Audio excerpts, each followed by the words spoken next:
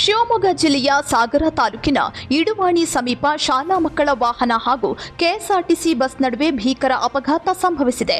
ಈ ದುರ್ಘಟನೆಯಲ್ಲಿ 2 ಬಸ್ಗಳ ಚಾಲಕರಿಗೆ ಗಂಭೀರ ಗಾಯಗಳಾಗಿವೆ.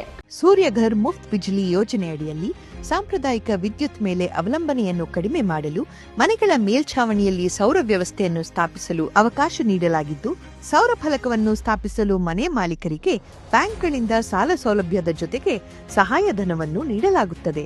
ಸೌರ ಫಲಕಗಳನ್ನು ಸ್ಥಾಪಿಸಲು 30,000ದಿಂದ 78,000ವರೆಗೆ ಸಹಾಯಧನ ನೀಡಲಾಗುತ್ತದೆ. ಹಿಂದೆ ಸೂರ್ಯಘರ್ ಮುಫ್ತ್ ಬಿಜ್ಲಿ ಯೋಜನೆಯಡಿ ನೋಂದಾಯಿಸಿಕೊಳ್ಳಿ.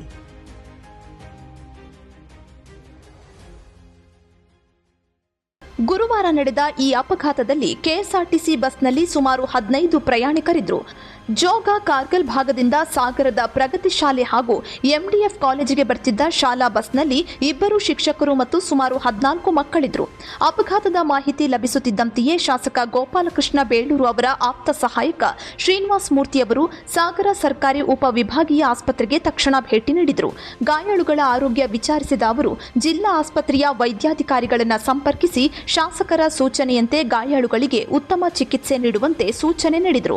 ಶಾಸಕ ಗೋಪಾಲಕೃಷ್ಣ ಬೇಳೂರು ಅವರು ಅಧಿವೇಶನದ ಹಿನ್ನೆಲೆಯಲ್ಲಿ ಕ್ಷೇತ್ರದಲ್ಲಿ ಇಲ್ದಿದ್ರು ಅವರ ಆಪ್ತ ಸಹಾಯಕ ಶ್ರೀನಿವಾಸ ಮೂರ್ತಿ ಅವರು ಆಸ್ಪತ್ರೆಗೆ ಧಾವಿಸಿ ತಕ್ಷಣ ಸ್ಪಂದನೆ ನೀಡಿದ ಕ್ರಮಕ್ಕೆ ಸಾರ್ವಜನಿಕರಿಂದ ವ್ಯಾಪಕ ಮೆಚ್ಚುಗೆ ವ್ಯಕ್ತವಾಗಿದೆ.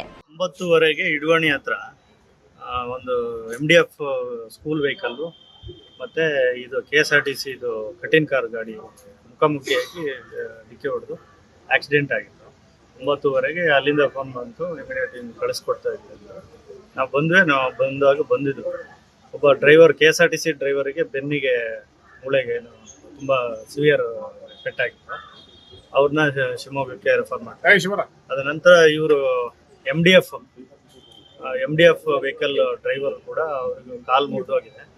ಮತ್ತೆ ಅವ್ರನ್ನೂ ಕೂಡ ಶಿವಮೊಗ್ಗಕ್ಕೆ ತುಂಬ ಮೇಜರ್ ಆಗಿದ್ದರಿಂದ ಶಿವಮೊಗ್ಗಕ್ಕೆ ರೆಫರ್ ಮಾಡಿ. ಮತ್ತೆ ಇವರು ಇನ್ನೊಬ್ಬ MDF ಸಾತ್ವಿಕ್ ಅಂತ ಹುಡುಗ, ಅವನಿಗೂ ತಲೆಗೆ ಸ್ವಲ್ಪ ಇಂಜರ್ಡ್ ಆಗಿದೆ ಮತ್ತು ಬೆನ್ನು ಭುಜಕ್ಕೆ ಇದಾಗಿದೆ.